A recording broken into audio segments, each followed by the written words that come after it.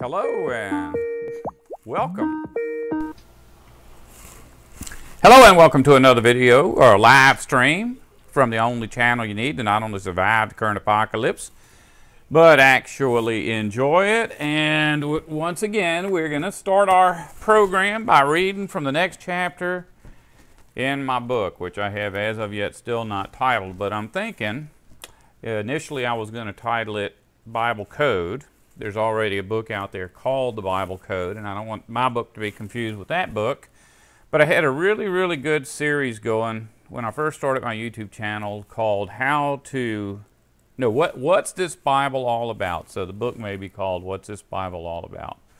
Anyways, this is going to be chapter 9, and if it sounds familiar, it's because this was the basis for the video that I just produced about identifying the true religion. Okay, we'll start with scripture, this one from 1 Timothy chapter 2 and verse 14. Adam was not tricked, but because the woman was tricked, natural law was broken. 1 Timothy 2:14. Everyone in the Western world is familiar with the story of mankind's fall from grace. The story, as told by the churches, has most people confused.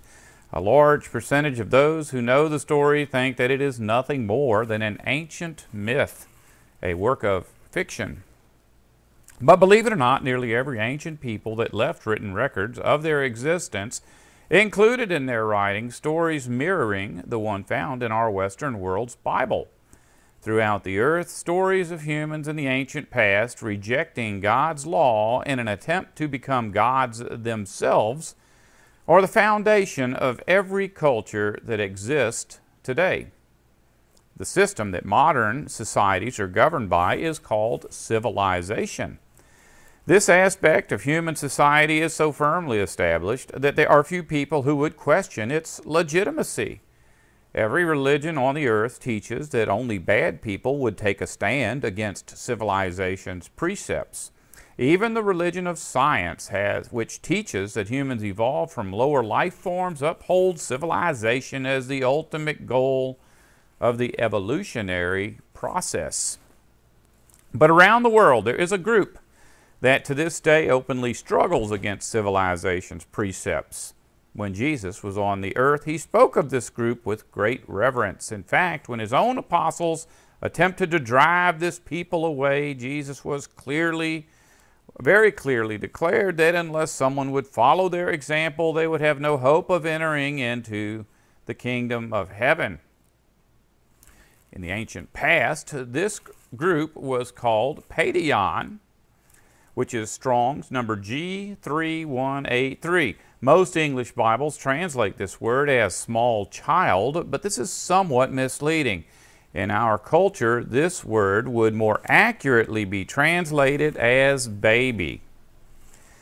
At Luke chapter 1 and verse 59, John the Baptizer was called Paideon when he was circumcised at 8 days old. At Luke chapter 2 and verse 21, the same word is used to describe Jesus when he was 8 days old. The word Paideon is used 51 times in the Greek portion of the Bible and does not appear to have ever to be used to describe any child older than what we would consider a toddler in modern English. The ancient Greek word Paideon is formed from the word pais, Strong's 3816, which is very similar in meaning. At Matthew chapter 2 and verse 16, Herod ordered that all children 2 years old and younger be slaughtered. It is the word pais that is used in this verse. Pais itself is formed from the ancient Greek word pao, Strong's G3817, which means strike, slap, or spank. In fact, as written in ancient Greek, the word Paideon, which means baby, could also mean one who requires chastisement. It is this quality that Jesus was speaking of at Matthew chapter 18 and verse 3, when he said, "Except ye be converted and become as little children, ye shall not enter into the kingdom of heaven." Jesus was not saying that we needed to be chastised in order to enter into the kingdom of heaven. He was saying that we needed to return to how we were before being chastised. Unlike adults that have been beaten into conformity with Satan's empire, babies live solely by instinct. Citizens of the empire will gobble down unnatural agricultural products, including meat, as if it is what they were designed to do. Babies will cry, spit, and even vomit when forced to consume such things. No other species on this planet has ever developed the ability to convert non-food items into food. Adults will willingly remove hair and pay large sums of money to have hair removed from their bodies, and even persecute those who don't remove their hair. Head hair, facial hair, pubic hair, underarm hair, leg hair. When asked why they do so, many will tell you that it is unnatural to grow hair and that hair is dirty. Babies, on the other hand, will often cry and struggle against having to endure a haircut. Adults will expend vast resources on procuring and maintaining clothing. Those who do not wear the right clothing or enough clothing are often forced to endure harsh treatment at the hands of others. In some countries, women who do not wear enough clothing are tortured and even executed. Babies, once again, will often cry and attempt to remove the clothing that adults force them to wear. Without even thinking about it, babies are obedient to God's law. But since part of that law is to honor your father and mother, all babies will eventually lose the struggle and become citizens. Some will begrudgingly conform as little as possible in order to get by, while others fully immerse themselves into every aspect of this pyramid scheme called civilization. This second group, over the course of their lifetimes, will eventually ascend to become what the Bible calls the builders.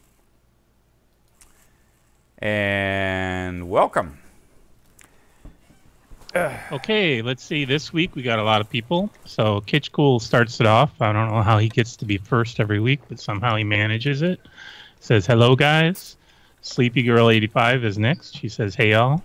Matt C says, hello. Mishu says, all right. Synoptic Problem says, hey, y'all. Mr. 76 Aspen says, hello, Sustenance. What's up? Dale Rockwell says, good evening, everyone. Chester Richardson says, hey, everyone. Got here early. DJ Billy Ray says, holy cow, I made it early. And then Little Magnolia Homestead says, hello. Super U68 says, hello, friends. A Chain of Hills says, good evening, Sustenance. And Dolly Toledo, been looking forward to this all week.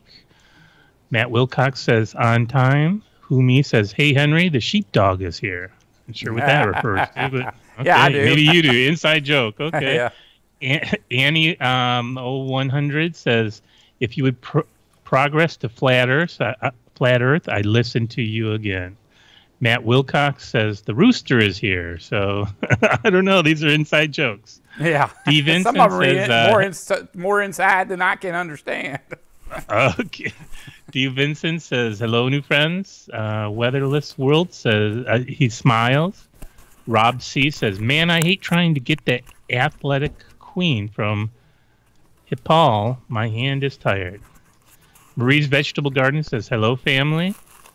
85 BMW guy says, hi, everyone. Simple Sister Living says, hi, all. Karen Bain says, sorry I'm late. Hello, everyone. You're just on time, though. And Angel Forrester says, good evening, everyone. And let me just make sure I didn't miss somebody. Mountain Truth is here as well.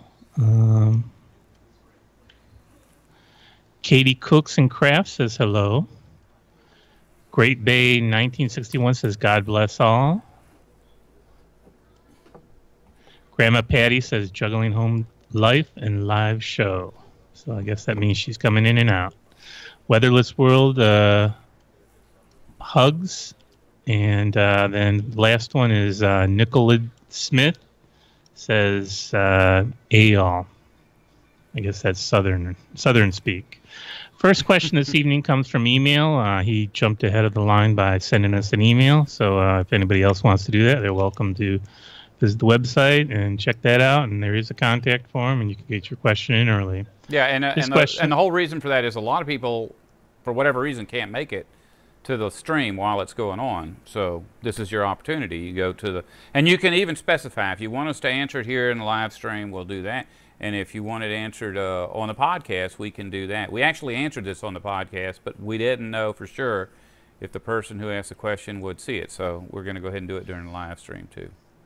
So the first question is from Carlisle McDermott. What about Lilith? Was she Adam's first wife? I was hit with this question about a week ago and was stumped for a minute. I never gave her much thought, although she appears in Bible and the Dead Sea Scrolls. Seems to me that she could just be a Jewish folklore or just a female demon. Then again, the confusion may come from a translation problem in Genesis, where the first man and the first woman were made from clay. Then later it talks about Eve being made from Adam's ribs. Your thoughts would be appreciated.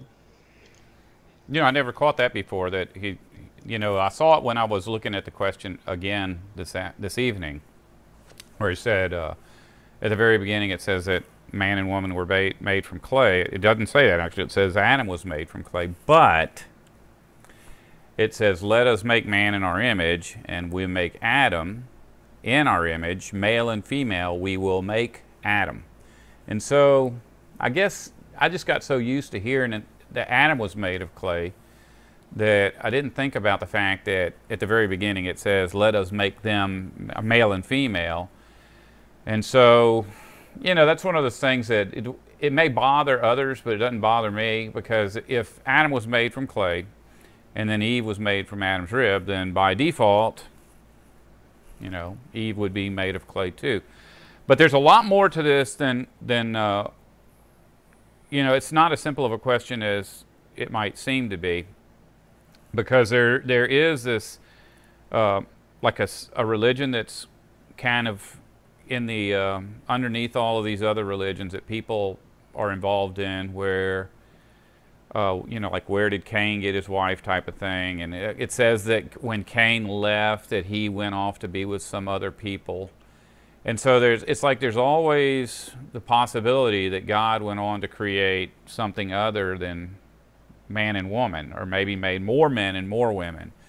And I don't know what the answer is, because that's not clearly defined in the Bible. What we do know is that there are angels who came back to earth, or came to the garden, came to wherever Adam and Eve were, and by the time Adam and Eve had had a bunch of children, these angels were, it says, according to our English Bible, so just so people know what I'm talking about, because the Bible's in English, that they took the daughters of men and they went into them and they produced offspring, and these offspring were the Nephilim. They became the mighty men of earth, the famous men of renown, the heroes of old, the fellers. You know, the word fellers, like fellers of trees. Now, at the end of the last creative day, it says that God created man, but you know, you have to ask, where did these others come from? These angels that created the Nephilim, maybe they were part of that too.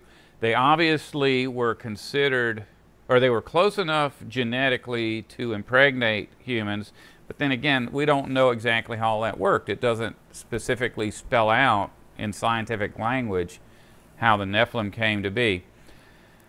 And here's a deal. It's like there are probably 100 different names of different gods in the Bible, and you don't know if those are 100 different gods or if they're like a dozen gods by different names. Because I mean, even, you know, there's different names for a lot of Bible characters. Like Abram, he entered the Promised Land, and when he got there, God said, "I'm going to change your name to Abraham." Saul, the apostle Paul was originally Saul, which means, I think, glorious one, and God changed his name to Paul, which means little one. And even Jesus is called Emmanuel, but you know, he's also given a name that nobody knows. So all of these different angels or wicked gods or fallen angels may have multiple names. So Lilith could just be another name for Ashtoreth, Ishtar, Easter. All of these names are in the Bible for the same entity. I think one at Absinthe, Astarte, Diana. They basically, if you look at them, they're all fertility goddesses. They're all sex goddesses. They're all mother goddesses, and so it's likely it's the same one. But it could be some of these are actual female angels, because remember in the very beginning it says that God created them male and female, just like the gods. Let us make them in our image, male. Let's make them male and female, just like us.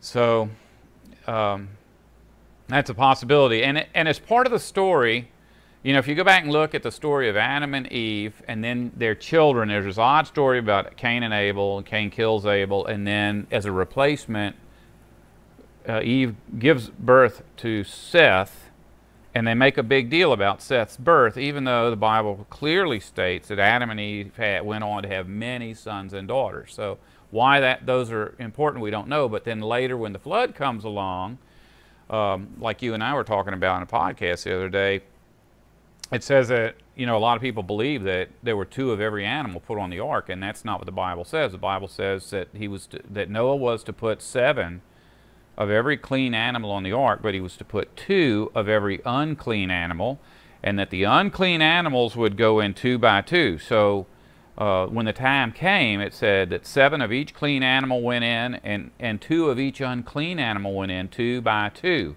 And then it says Noah and his wife went in, Shem and his wife went in, Ham and his wife went in, Japheth and his wife went in 2 by 2.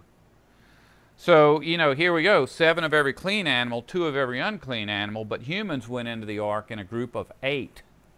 But for whatever reason, God did not consider that a group of 8. He considered it 4 groups of 2. So it's possible that, now these were all the children of Noah. So genetically, any one of his sons would have been whatever he was. If he was human, so, I mean, he's a man. It uses that word, you know, that he's a human. So perhaps the daughters were somehow related to whatever other creatures were living there that were able to mate with humans, or perhaps they just represented those people, because by the time Noah came along, it's possible that everybody on earth had some Nephilim DNA in them. Probably, look, if this is probably shocking you, because I've never talked to anybody about this before. So, you know, just if it's new to you, just know that it's just speculation. I mean, it's not speculation what the Bible says. How you interpret is the speculation part, because I don't know. I don't know why Noah and his wife were 2, and then each of his sons were, and their wives were 2, and that they were commanded to go in the ark 2 by 2 with the unclean animals, which went in 2 by 2. But anyways, that's the whole thing about, for whatever reason, Lilith is now a big deal. It's part of the Talmud, or it's part of Jewish culture. You know, the stuff that's in the Talmud cannot be trusted. And I'm not saying that just because I believe in the Bible and don't believe in anything else. I've read the Talmud, and a lot of that stuff is so goofy and so anti-reality that, you know, I know for a fact that at least some of the information in the Talmud is just fake. But that doesn't mean all of it's fake, because there's a lot of stuff in the Talmud that makes good sense and goes along with the Bible and kind of explains things that are difficult to explain without it. Okay, first comes some bad news. Nuclear War says my wife passed away last morning from Huntington's, Korea. Oh, she was 31.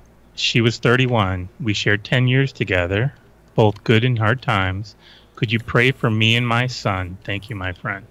I'll give you a call later, too. I just can't even imagine that, because I never heard anything about. I knew she had that, and I didn't know how advanced it was, and I have known people with that disease before, and it does end in death. So I guess I should have had that in my mind, but I guess I didn't. That's shocking to me. Well, it's only temporary, though, right? So I mean, yeah, it is. We'll see each other again. Yeah, we're not supposed to mourn like the rest of the world who have no hope. We know that we'll see him. Not only that, but a lot of times when people die, I just think, man, thank God that they don't have to suffer like I do, and why can't I die like them so I could rest? I'm tired. But yeah, we'll see everybody again eventually, and everybody will be happy and healthy.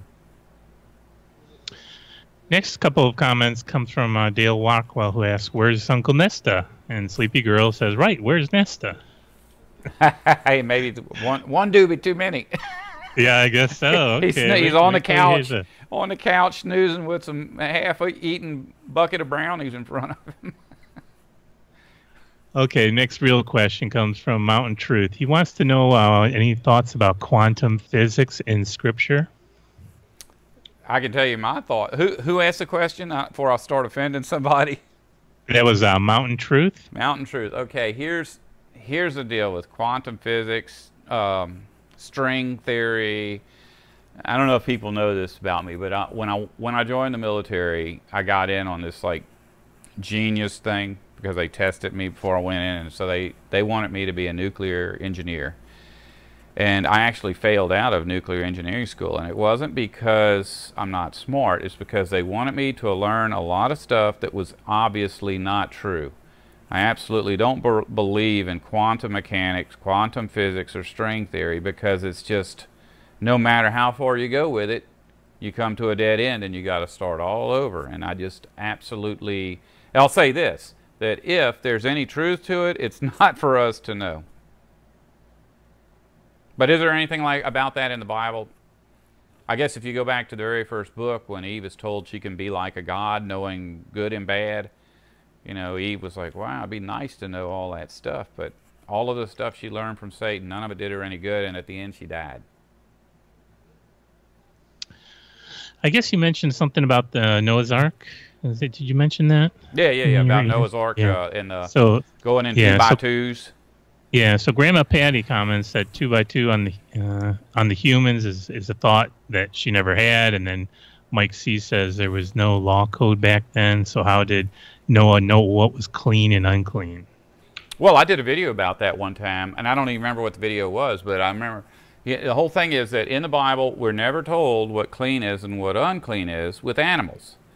But those exact same words are used for humans when it talks about a person's spirit. When someone is filled with the Holy Spirit, that's called clean spirit.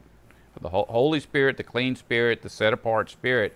When someone is filled with an unclean spirit, it's the same word as unclean animal is used to describe unclean animals. And so if a demon possession is what makes a human unclean, then somehow that's probably what's involved with animals. Now, another thing that comes up a lot in the Bible is this mixing of things that shouldn't be mixed and a separating of things that shouldn't be mixed. When Jesus, in the end, he's separating the sheep from the goats, or it's like it's separating the beings or the humans that belong here, the angels that belong here, from the angels that don't belong here. That's what that's all about.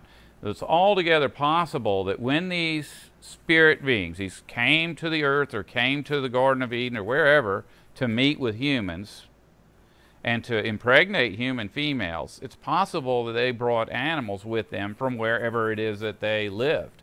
Now, if they were from another planet and brought here, that's a possibility, but the Garden of Eden was actually divided up by these rivers. Not a whole lot of details about it, but the rivers ran through the center of the garden and divided the garden. And it's possible that the entire creative process for our solar system was going on there with the intent of eventually putting everything where it belonged, but somehow Eve ended up eating something that wasn't intended for humans. The women ended up mating with something that they weren't supposed to mate with.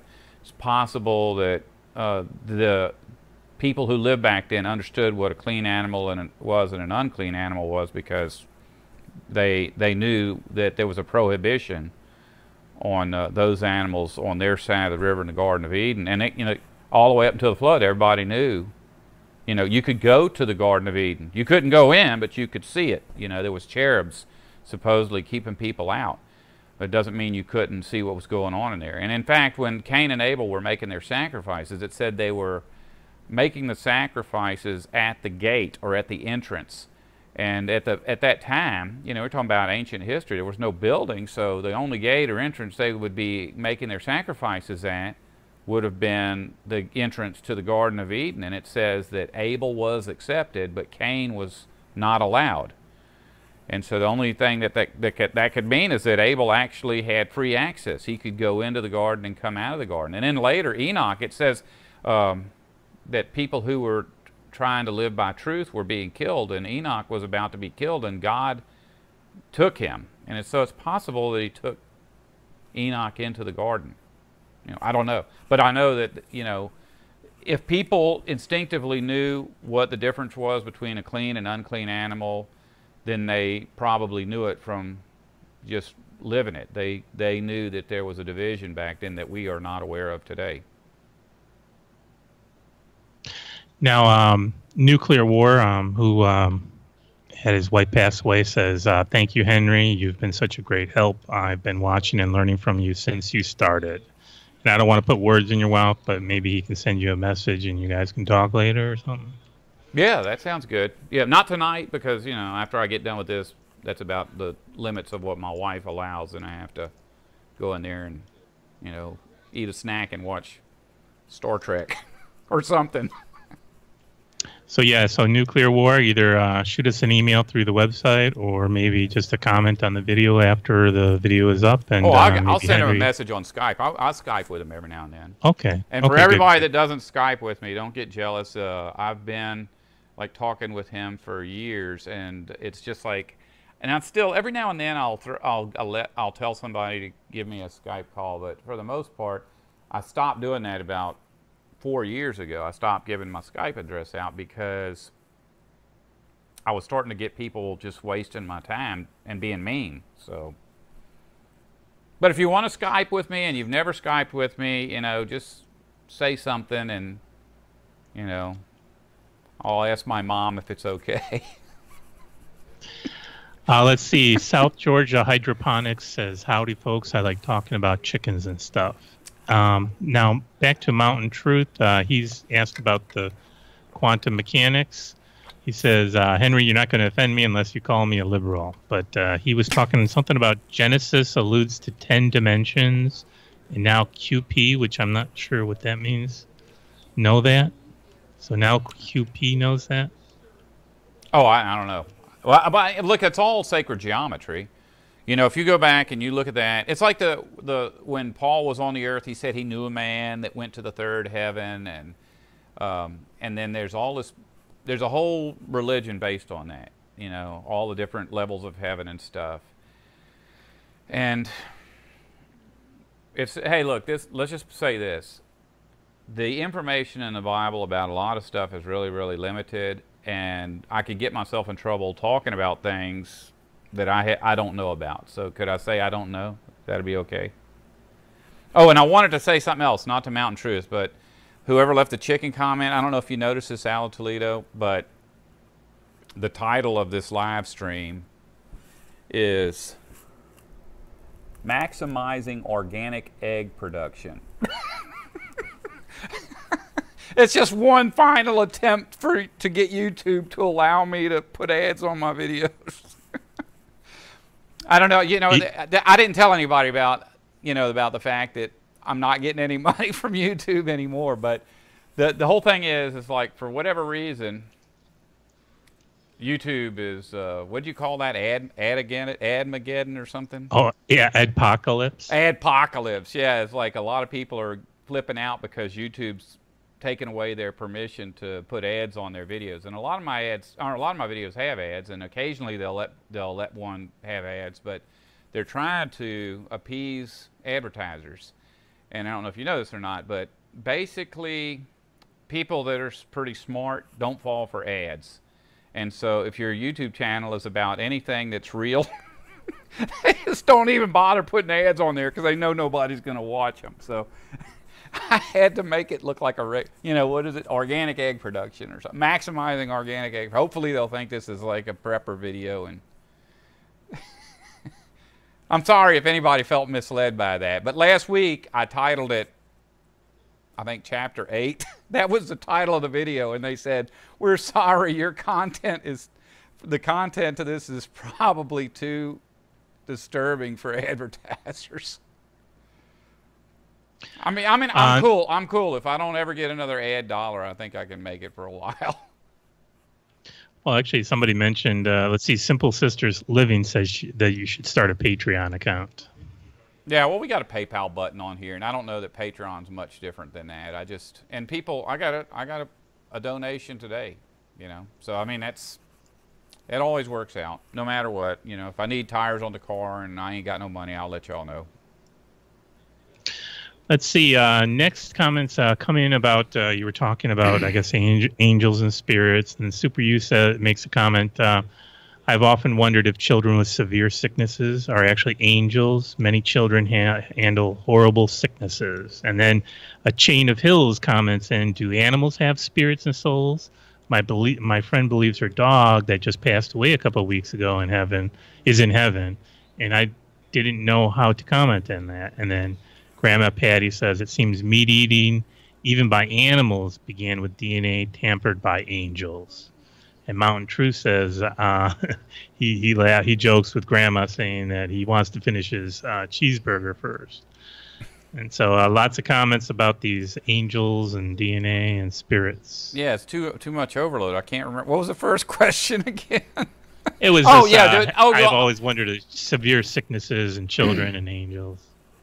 I wonder if all humans are angels. Here's something from the Bible that is actually in there. Like I say, I can tell you what's in the Bible, and I can even occasionally speculate about what it means. But a lot of what's in the Bible is so over our heads that we can get ourselves in trouble guessing. But Ezekiel saw this wheel, and he said there was wheels within wheels with eyes all around, and there was the Ark of the Covenant was in the middle of it, and there was 4 living creatures.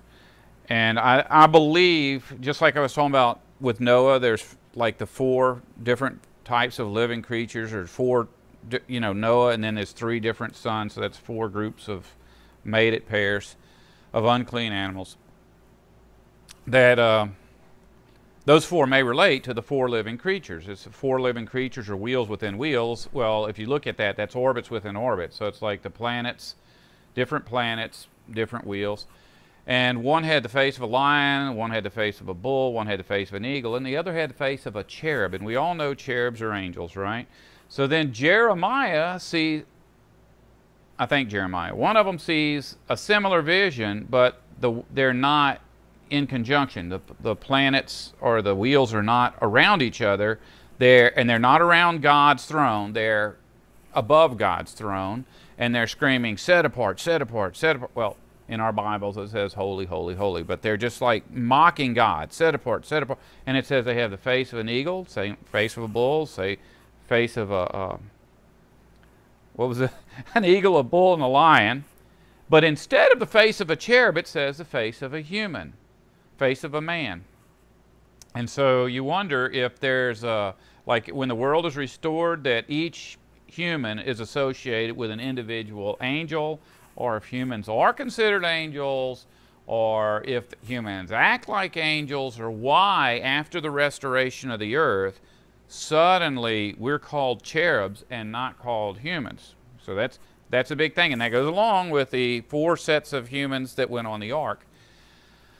But also there is a verse that if you've ever heard of Jacob's ladder, I mean, that's like in popular culture. Jacob's Ladder, I think, is a song, and maybe it's a movie. There was a movie and a book called Jacob's Ladder. But Jacob's Ladder is about an incident where Jacob is running from his brother Esau, and he goes out into Bethel, which is unnamed, but Bethel means the house of God.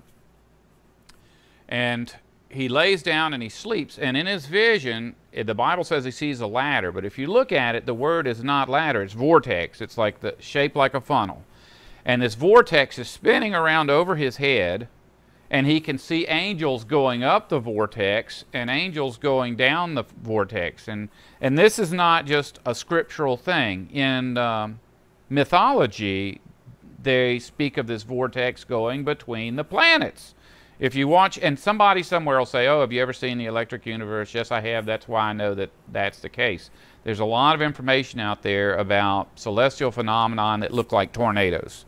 So, you know, it's possible that when this dividing goes on, when Jesus comes back to separate the sheep and the goats, when he sends the male stud goats off to wherever they're going, that he'll send the humans that are associated with them. But I don't know. But the thing is, it's like when it speaks of angels, a lot of times in the Bible, it's very difficult to determine if it's speaking of angels or people. There's always that vagueness. And there's also the fact that it was angels that impregnated humans back in the ancient past. So that whatever they are, they've got to be close to us.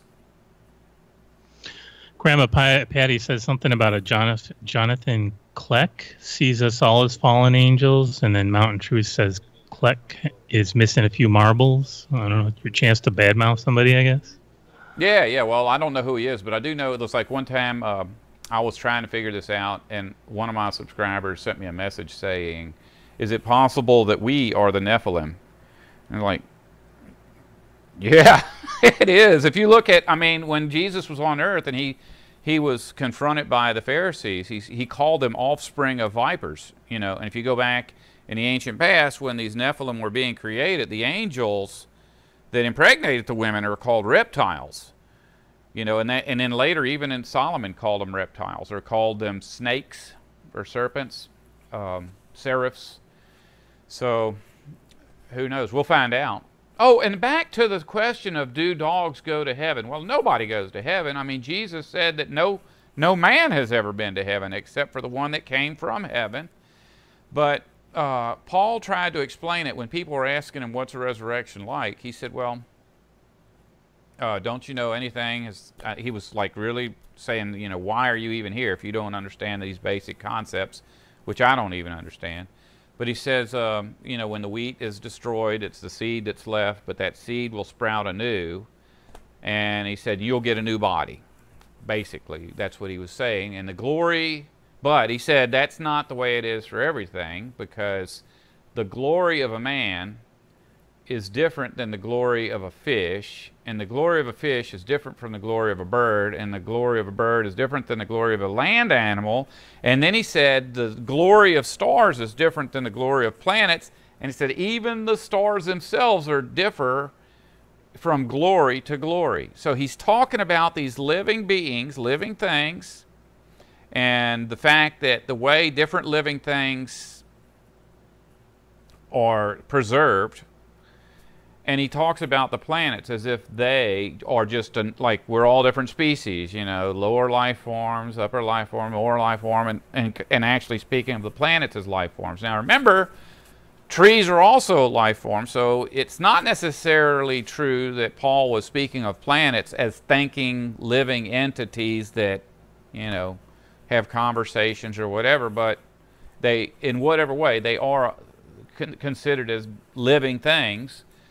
And all of those other living things are living things. So it's difficult to understand exactly what Paul's talking about. But maybe the way animals work is that they go to heaven. Maybe they get resurrected in new animal bodies. Maybe they reincarnate over and over again. You know, maybe, who knows? I don't know.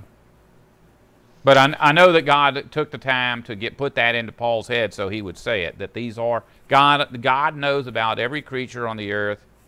And everything is the way it's supposed to be, whether we understand it or not.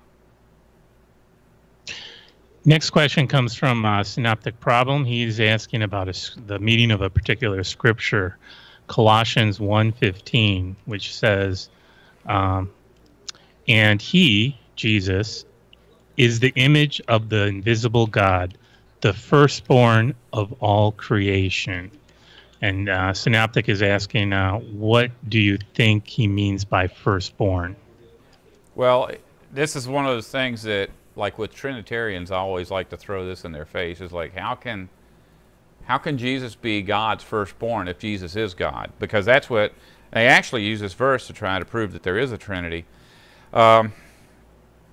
The story that runs through the Bible it's called dualism. It's the story of every religion on earth, which makes me believe that every religion on earth is inspired by God, just like the Bible's inspired by God. But then at the same time, you know, there's a lot of gods, and you know, all the fallen angels are gods. So you got to kind of be careful that you're listening to a God that makes sense. Because if the God is telling you, like the God of civilization can make a lot of sense, you know, and you can join the army and go off and murder human beings to please God if you're worshiping the wrong God. But there was another verse I was thinking about that I just, yeah, Usamos. Everybody knows who Usamos is. He's done a lot of this stuff with me. He asked me a couple of months ago, and Synoptic Problem will understand this because he, I'm sure, is very familiar with this word I'm about to throw out there. John chapter 1 and verse 1.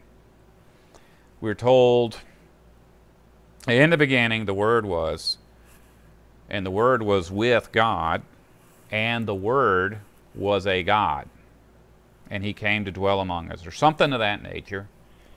And everybody kind of has pretty much figured out that that Word is Jesus. Well, because the word God doesn't have an article in front of it, the Bible translators who represent the interest of the Trinitarian churches have decided it's best to just leave that as God. So instead of saying that the Word was a God, it says the Word was God, because that's what's written there.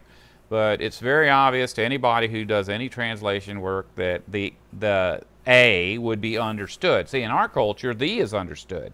So when we say God, we mean the God. We don't mean a God. You know, I worship God. It's understood in English that that's a definite article. But in ancient Greek, if you said I worship God, that would just be a common God, a God. Because if it was the God, you would specifically say the God.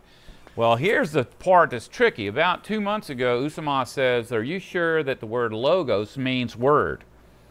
And I said, well, I've looked at that before, and it's used throughout the Bible. It's not just a title just for Jesus. It's used for other things, and it seems to me that it is word. And he said, okay, I won't say another word. I'm like, well, wait a second. Explain to me what you mean, because I'm curious now. You know, and for whatever reason, we got on a different subject. He never explained it to me. And 2 months ago, I said, you know, if I'm reading the Bible, it seems to me that every verse where it talks about the difference between bad people and good people, it's talking about people who are logical and people who are not logical. And he goes, that's right. That's what logos means. That's where our English word logic comes from. And I got to looking at it, and I went to John chapter 1 verse 1, and I clicked on logos, and I looked at every verse in the Bible that uses the word logos, and I just took out, mentally, I removed the word and replaced it with logic, and the word logic works perfectly in every case, whereas if you go back and use word, it doesn't always make sense. So John chapter 1 and verse 1 says that logic existed in the beginning, and logic was with God, and logic was a God. In other words, logic ruled the world. And so if we're associating this quality of logic with Jesus, and then we're saying that Jesus is the visible image of the invisible God, then we're saying that Jesus' logic was a perfect example of how God thinks. Our God is a logical God. The God of creation is logical. You can't create a universe using disinformation or lies or lack of logic. You have to have logic, and so that should show up in his teachings. You know, that's why if you read a Bible in its original language, it makes perfect sense. When you go to church, nothing makes sense. because that's their whole thing. They're illogical, you know, just like the Bible says. The difference between a wicked person and a good person is a wicked person's illogical. So Katie Cooks and Crafts asks, logic is truth? Yeah, it is. I mean, logic is truth. Yeah, I mean, we're not saying that you remove emotions. You know, emotions are what it motivates us, but we shouldn't make decisions on emotions. You know, when Eve wanted to be a god, see, that's the reason Satan made that offer. You know, Eve was saying, well, you know, God says if we're logical, we'll be okay, and Satan says, well, you can make your own logic. You can decide for yourself what is good and bad, just like the gods. The gods know the difference between good and bad, and you're just like a god. You should have the right to determine what's good and bad. And so here we go, you know, that all of the prophecies that are associated with mankind's fall, you know, and Adam and Eve and Satan are right there together, and God says, okay, this is what's going to happen. You're going to bruise him in the heel, and you'll bruise him in the foot. Well, that's the world we live in. Every day somebody is bruising somebody in the head, and that's war. That's what that's all about, is there's going to be war, because if you follow logic, there can't be a war. You have to have at least one illogical person in the mix to have a war. If everybody's logical, what reason would you have to fight? Synoptic Problem says, thanks for your answer, by the way. We got a few more people coming in to say hello. BC Trucked, Rebuild, Repair, Repurpose says, hello, Henry.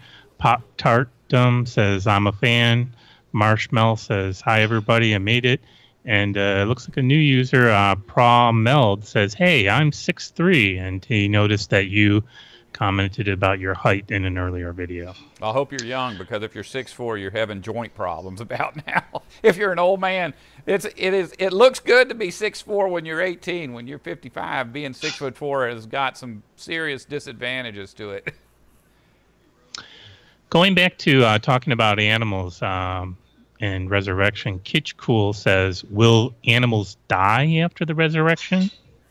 I don't know. I don't think so. I don't think anything's going to die after resurrection, because in the book of Revelation it says that God looked at, okay, in the very beginning of Genesis, okay, it's like, God creates trees, creates monkeys and turtles and stuff, and he says, at the end he creates humans, and he says, and look, God looked, and everything was very good. So you get to the book of Revelation, and it's like the 22nd chapter of Revelation. I mean, it's almost near the end of Revelation, whatever the last or the next to last chapter is. It says God looked and saw that everything was good again. Now in our English Bibles, the translations are completely different so that you don't associate the two. But if you take the Hebrew version of the Genesis account, where God says, look, everything is very good, and you take the Greek version, which says something like, look, I am making all things new again. If you look at them, what it really says is, look, everything is very good. Look, everything is very good again. So at that point, another part of the verse says, death will be no more, pain will be no more. The former things have passed away. It doesn't say human death will be no more. It says death will be no more. What does that mean? I would say that means that we will live forever in our perfect bodies on a perfect earth. But then again, who knows what's in store for us, you know? Maybe we all turn into some kind of energy things every now and then and float off into space. I don't know. But, you know, that's all speculation, because when the Bible says that death will be no more, that's really all the information we have. Death is no more. Few more hellos. Shannon says, hiya's just in the background lurking. Uncle Nesta chimes in finally, says, say uncle. And, yeah, wake up, boy. Douglas, yeah, really. we were missing you earlier. Douglas Aliff says hello from Vegas. So the next question comes from Chester Richardson. Was the sun the original Garden of Eden? God set cherubs with flaming swords to guard it. And then Mac Wilcox says, good question, but three rivers do not meet in the sun. Well, here's the thing. The word, like the word sea or ocean, there's a couple of different words. One of them is always water, like the sea of ice that's in Revelation. That sea word can be cross-referenced to other scriptures in Hebrew, which is like the seas that that you float a boat on or catch fish in. That's a sea word. But there's other ocean words that are used in prophecies that are not the same word. And it seems to me like they're a reference to the oceans of mythology. You know, in mythology, you've got this great ocean or great sea, great river. There's a great river that flows between the gods. And if you look at all of those gods in mythology, it's the same gods that are in the constellations. So you've got up there, you know, the twins. You've got Perseus, you know, there's just a whole bunch of these different, like Cepheus, you know, that's another god. All these gods are up there, and the river that flows through them is the,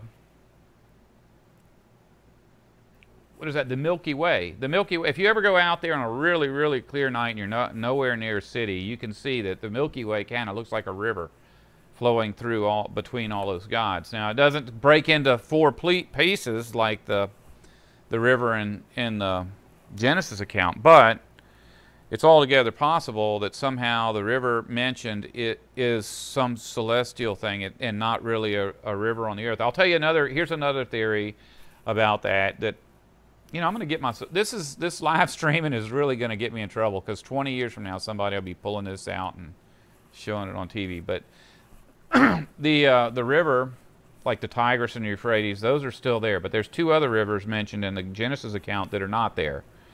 And when you look at a map of our earth and you try to figure out where could the Garden of Eden have been, because see, I've made a video saying that the Garden of Eden was the Temple Mount in Jerusalem.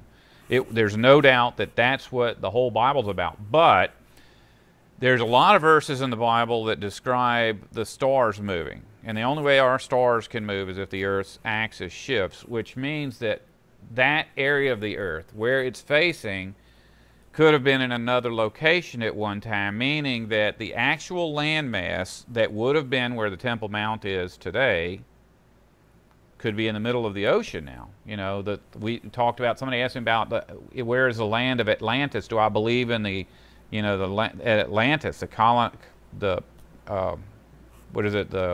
island or whatever?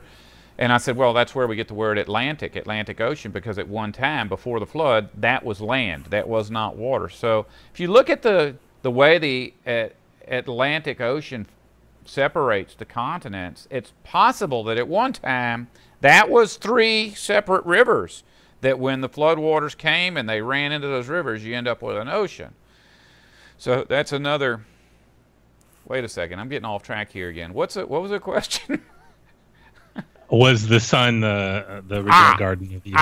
Okay, so here we go. If we're going to talk about this river separating the different parts of the Garden of Eden, it's possible that that river is space. And remember, we were talking about an eighth planet or a 10th planet, depending on how you count, a hidden planet that humans don't know about, that is spoken of in the book of Revelation, that, you know, the woman goes out into the desert, and when she comes back, she brings a male child. Well, everybody always associates that male child with Jesus, because that planet or that male child or whatever is an event, a celestial event that accompanies the resurrection of the dead, which would include Jesus. Remember in Thessalonians it says, we shall go into the cloud and meet Jesus and the resurrected. And so if it's possible that not the sun, but our entire solar system was the Garden of Eden, or possible just the earth was a Garden of Eden, because the earth is where all this life was created. But when it talks about like casting the wicked angels into the sun, that could be simply those people who are not ready for creation, that need to stay in civilization, being put on this eighth planet, and that eighth planet returning to its orbit around the sun, because it may be there now. You know, whether you believe in NASA or don't believe in NASA, whether you believe in flat Earth or sphere Earth, whatever, you've got to know that we can't possibly know everything about our solar system. If there was a planet on the other side of the sun in perfect synchronization with our planet, there would be absolutely no way for NASA to detect that thing through the sun. Even if they sent a satellite around the sun, or they sent a satellite out, and there's no possibility that that thing would be able to detect a little bitty planet the size of Earth in our solar system if it wasn't like right there where they could see it. So that may be what that's about. Pop Tart Dumb says, but the Bible names those rivers as the Tigris and Euphrates by name. But maybe that's metaphorical? It's not necessarily metaphorical. It's possible that, I mean, there's just so many possibilities. And they're not really the Tigris and Euphrates. I'm not trying to, like, brush this off, but they're Hebrew words. And it's like, I think the Tigris Euphrates was called Ezekiel. The Ezekiel River. But I mean, the thing is that we know that, or we think that the Ezekiel River is the Tigris River, because in the Bible it says the Ezekiel ran into Babylon. Well, we know where Babylon used to be, and it's at the fork of the Tigris and Euphrates rivers. But there's two other rivers that are mentioned by name that can't possibly exist. There's people that go out there with ground penetrating radar and all, and they say, oh, there's used to be a river here. But we really don't know. We don't know what that's about. If you look at what Tigris means and Euphrates means, it's possible that they're just named because of what the original words were formed from. So, but I posted a video called "Where is the Garden of Eden?" or the location of the Garden of Eden, and that would be a good video to go watch, because even though I don't know where the Garden of Eden is, very clearly the Garden of Eden was the Temple Mount after the flood. Now, whether the earth shifted and Tigris and Euphrates were just that far off and the other river disappeared, or whether the Tigris and Euphrates are in the middle of the Atlantic Ocean, or if the Tigris and Euphrates is the Milky Way, the reality is that all of the prophecies about, or everything that's recorded about the Garden of Eden, not just in the Bible but outside of the Bible, relates perfectly to everything recorded about the Temple Mount. That's why there's all this trouble there now. And it's not humans that want to control Israel. It's Satan. And since Satan is the ruler of all governments, that's why every single government on the planet wants to somehow get in there. It's the desert. There's nothing there. The only thing that ever happened there is that mankind was created there, if that spot is the same spot where mankind, where the Garden of Eden was. Next question comes from Green Bay, 1961. Do you think all these women politicians have the Jezebel spirit in them? And Grandma Patty chimes in saying, I think we all struggle with the Jezebel spirit. Words of wisdom from Grandma Patty. Here's the thing with like the genders. For some reason, gender is an issue in the Bible. I'm not going to deny that. The men are always the ones that are the kings. And then you every now and then they'll throw somebody out there like the prophetess Deborah, or Jesus's girlfriend Mary Magdalene, or there's a few of them interspersed in with all these stories of mighty men and smart men and important men. But that's not derogatory towards women. It's just that there's something going on in the undercurrents that we're not aware of yet, but we'll be completely aware of later, because in the ancient words for women and men, Aish, which is a man, that's the male tribal leader, Aish. Aishasha, the reason that word is so closely related is because Aishasha means the leader of the male tribal leader. So women's roles in the ancient past were extremely important. That's why when Satan decided he wanted to get mankind involved in his scheme, he didn't go to Adam. What good is it going to the middleman or to, he wanted to talk to the leader. And so Eve was the only one that could enter into a covenant with Adam, with Satan. Later in the Bible, I think it was Apostle Paul explained that Eve's had the greater sin because she was tricked and Adam wasn't. So it's like, well, in English, the way that sounds is that Adam was cool with it. Eve didn't know what was going on, so she's going to suffer. But I think what it is that Eve was the one that was tricked, because Satan had to, in order to get humanity on board, had to go to the ruler of humanity, which was Eve. Cass Adepts notes, because of your title, that they want to actually hear something about organic eggs and food. And how can it be when let's see, how can it be when all the chemtrail stuff is falling onto the crops and animals and chickens and stuff? So. Oh, well, I mean, who wants to hear it? They want to hear it? Because I don't know. Hey, what we need to do is today, when this is over with, go into the comment section and give me a title for next week's video, because I really would like to get it. You know, here's a problem with this ad thing. It's not a big deal for me. You know, I don't make videos that are offensive. Well, they're not intentionally offensive. If somebody's offended by them, it's just because they like civilization. But YouTube allows you to you know, contest their decision, and the decision's made by a robot. No one's watched this video, so they don't know it's offensive or whatever. But they'll go, you know, they have this algorithm that determines by the title of the video whether or not they're going to allow it, and I don't think they care about what the actual content is. But if you've got a title that you think I should put on one of these things to get the video in, let me know, because they don't look at your video. Like if you contest it, they don't look until you get your 1,000 viewers. So every week I post a video, I get 1,000 views, and it's over. So I get a letter from YouTube saying, yes, this is a good video. We'll let you put ads on it. What good does it do me? I'm not going to get any more viewers. It's a live stream. Once it's over, it's over. So, you know, that's where my check went. So we're just trying to, you know, a few ways to finagle things to get back on. If you want to hear about chickens, I've only got an hour. I really don't want to talk about chickens, but I'll say this, that, you know, chickens can live on their own. You don't have to give them steroids and stuff. Obviously, they're breathing the same stuff we're breathing. So, you know, if you're an organic person, you're still breathing in chemtrails. Uncle Nesta says you should call next week's video. And then Humi says, next week's title, how to get the egg back into the chicken. Yeah, that's right. Well, that's what we may have to do once YouTube catches on to this scam I'm pulling.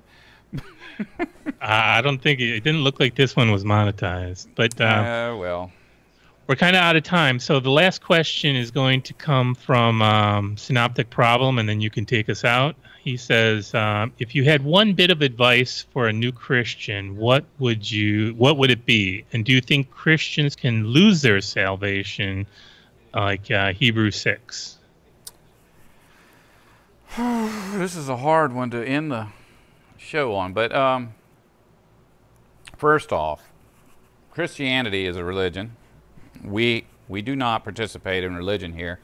So just to be a smart aleck, if I was to run into a Christian, my advice would be to get out.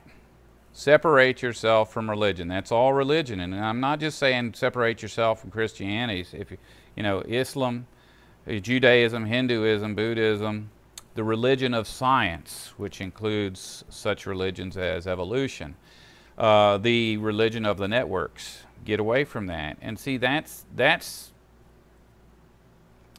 is the most important thing a person needs to do, because you cannot process logic if you're constantly feeding yourself disinformation.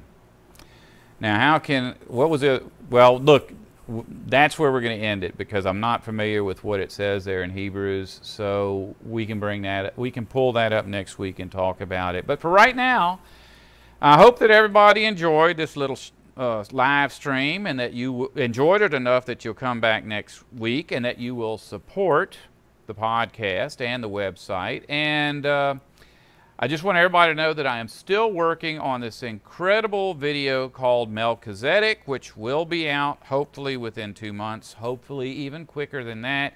And I promise you it will be as mind-blowing as anything that has ever been produced by Sustenance and Covering before. So be ready for that. And as always, if you do not wish to survive, don't listen to me.